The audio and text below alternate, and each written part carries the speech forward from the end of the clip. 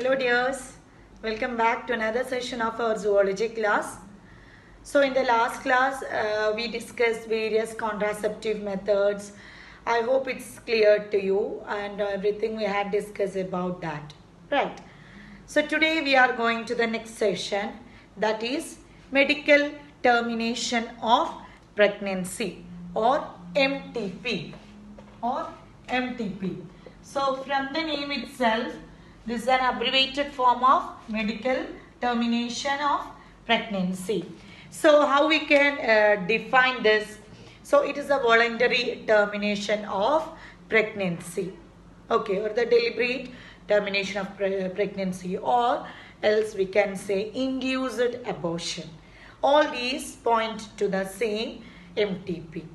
So a certain situation, it is recorded that as per your textbook, 40 to 50 millions of the people are doing MTP all over the world, which obviously have a significant role in the decreasing of population, right? So the government of India has legalized the procedure of MTP. Everyone can't go for an MTP since it has an impact over the population, right?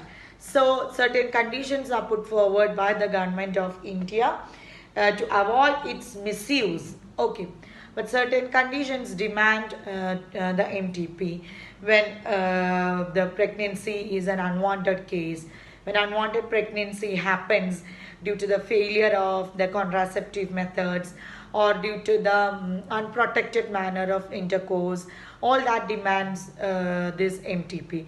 Or in the cases of rapes and all, sexual abuse and all, this MTP is being done. Or in the case if continuous pregnancies and delivery happens to a mother, which again pregnancy causes any harmful effect over the health of that mother, demands they can go for MTP. In such conditions and all, MTP are allowed. Only legalization is there only for to control its misuse. Is that clear? Okay. So MTP is generally done during the first trimester of the pregnancy, that is during the first 3 months of the pregnancy. In the second trimester and all, it is said that doing MTP is little bit risky. Okay, so that's all about MTP. The second topic which is followed by MTP is the common topic that you have studied, that is STD, which is an abbreviation of sexually transmitted diseases. Okay, the disease transmitted through the sexual intercourse is known as sexually transmitted disease. Variety of diseases you have studied, and the main you have studied, that is HIV, the disease caused by the HIV virus, that is AIDS. Another one is gonorrhea, syphilis,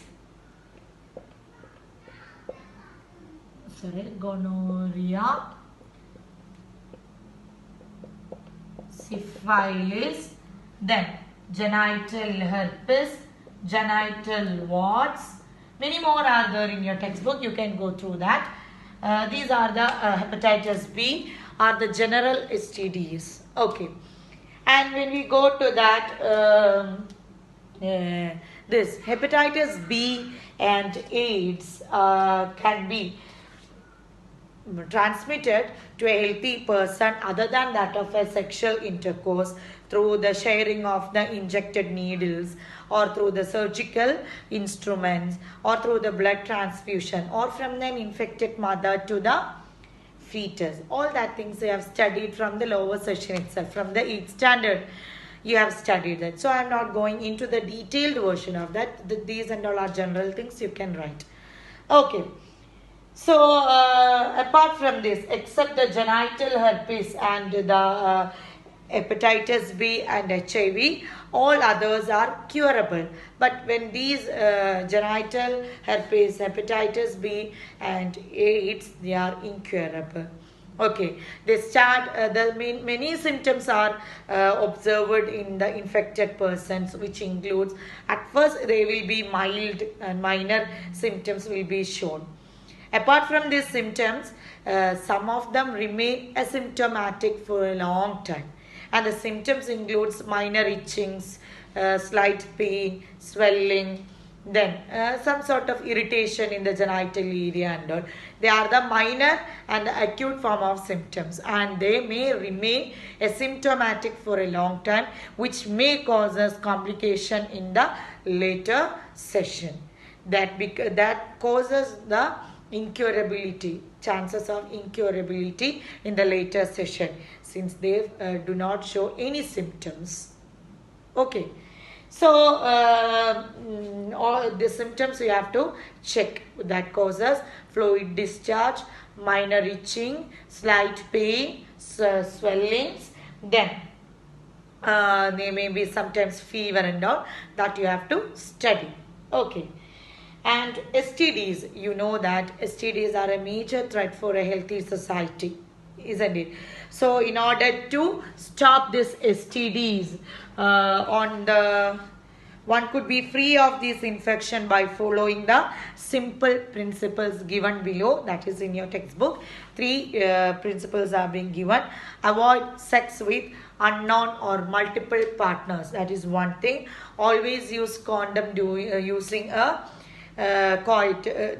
during a coitus, or in case of doubt, that is you are prone to some sort of STDs, don't hesitate to go for a consultation to a qualified doctor for early detection and get complete treatment if you are diagnosed with the disease. Okay, so these 3 principles you have to taken into account in order to stop the threat of STD. So these and all are simple things. These and all are you have studied. And the new term, only the MTP we had studied, and STDs. So write from the textbook by reading the textbook clearly.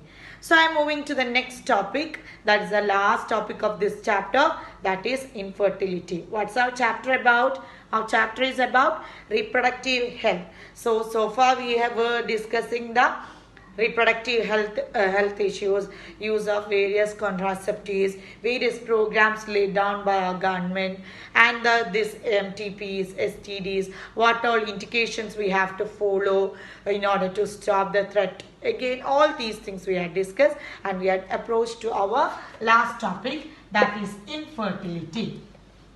You might be knowing that many couples are facing this infertility. What do you mean by infertility? The couples will be unable to have children due to some issues with either with male or with female.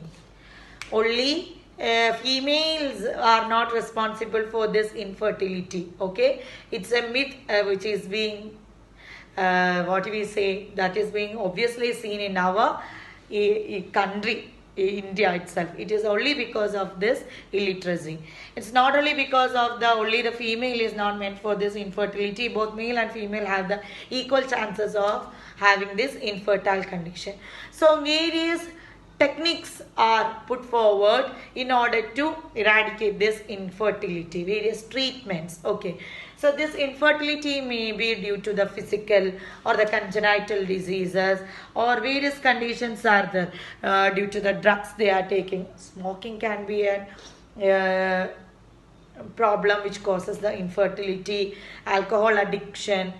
All various factors are there which point towards this infertility. So in this particular topic, we are going to see that how this infertility can be confronted or can be eradicated with the help of certain techniques and treatments that we all know that it is being put forward by various clinics in the name of infertility clinics and all. Nowadays we can see in each nook and corner these infertility clinics are there.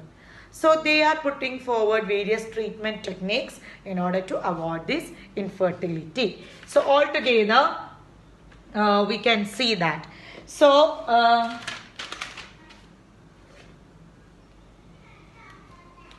all these techniques comes under assisted reproductive technology. Assisted reproductive technology. I am writing it in shorthand, and in abbreviated form it is known as ART. Assisted reproductive technology. Okay, so the infertile couples have the chances of having children through this art, assisted reproductive technology. So we are going to see what are these technologies or treatments based upon. So in this form, you might have heard of another form, IVF, right? In vitro fertilization. That is fertilization happening outside the body. That is in vitro fertilization. So this you have studied in 8th standard, right?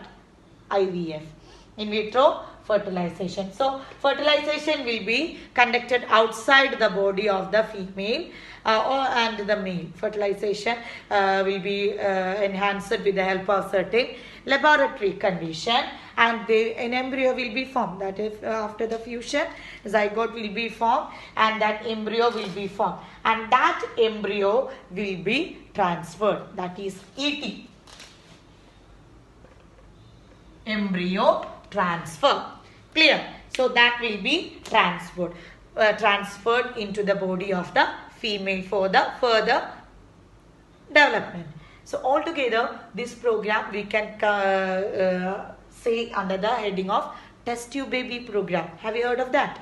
Yes, many of us might have heard that Test Tube Baby program. The fertilization is done outside the body under the controlled laboratory condition. They will provide the similar body condition what will be happening inside the body of the female. Then only that the similar condition will be provided in the lab also. After the formation of embryo, it will be transferred. Okay, transferred. Okay, so the ova will be collected from the wife or the donor, and the sperm will be collected from the husband or the donor, and they will fuse together. Okay, after the fusion, if the zygote up to 8 blastomere, if the zygote is formed and they are transferred, they will be transferred into the fallopian tube. Okay, the zygote up to 8 blastomeres. After that, till 8 blastomeres, they will be protected in the lab. After that, the zygote with the 8 blastomeres will transfer into the fallopian tube of the female, and this process is known as ZIFT, zygote intra-fallopian transfer. Zygote intra-fallopian transfer. If the zygote is of 8 blastomeres. If the zygote continues and forms into an embryo, then it will be transferred into the intrauterine transfer. They will be transferred into the uterus. Clear? Embryo with more than 8 blastomeres, they will be transferred into the uterus, and that transfer is known as intrauterine transfer. Sometimes only with abbreviations they will be asked, what do you mean by ZIFT? The transfer of the zygote with 8 blastomeres into the fallopian tube of the mother is known as ZIFT. Zygote intra-fallopian transfer. Intrauterine transfer, which coins the transfer of the embryo with more than 8 blastomeres into the uterus. Clear? Okay. Now, the next one is, next abbreviation is GIFT. GIFT. Gamete intra-fallopian transfer. Okay. Now, what is this? It is the transfer of ovum collected from a donor into the fallopian of another female. If suppose a female may be unable to produce a ovum, in that case an ovum from another female will be collected, and that collected ovum will be transferred into the female which is in need of a child. You get the point? A surrogate mother. From another donor, the ovum will be collected, and that ovum will be transferred to the mother. The female which wants that child. Clear? Okay. So that is known as gamete intra-fallopian transfer. Another one is intracytoplasmic sperm injection. Intracytoplasmic sperm injection. This is happening in the case of male. Sometimes the male fail to inseminate the sperm into the reproductive tract of the female, or the sperm count will be less, or the sperm motility will be low. That is the defect happening in the male. In that case, sperm will be collected from another male. Okay, and they will be deliberately injected into the vagina of the female, or inseminated into the vagina of the female, which causes the further fusion. That is known as ICSI, intracytoplasmic sperm injection. Clear? So that is about. So all these this can be also known as artificial insemination. Artificial insemination. Artificially the sperm is inseminated into the female reproductive tract. So these comes under the various infertility treatment programs, ZIFT, ET, ART, IUT, GIFT, ICSI, AI. All these comes under. And one more thing is the intrauterine insemination. So that is a technique. In this technique, the sperm is collected from the either husband or a healthy donor, and that is, we told, artificially inseminated into the uterus. This is also known as intrauterine insemination, IUI, intrauterine insemination. So you have to, nothing is there, very simple. In spite of this, various programs are coming, very variety of programs are coming under this topic, which coming with various abbreviations, right? So these abbreviations and these expanded forms you have to study, and what does each program is having their own, their own principle, their own treatment program, right? So you have to study what they recommend in each program, what they do in each program, what is the actual procedure. So you have to know which all abbreviations are there for which all programs. Understood?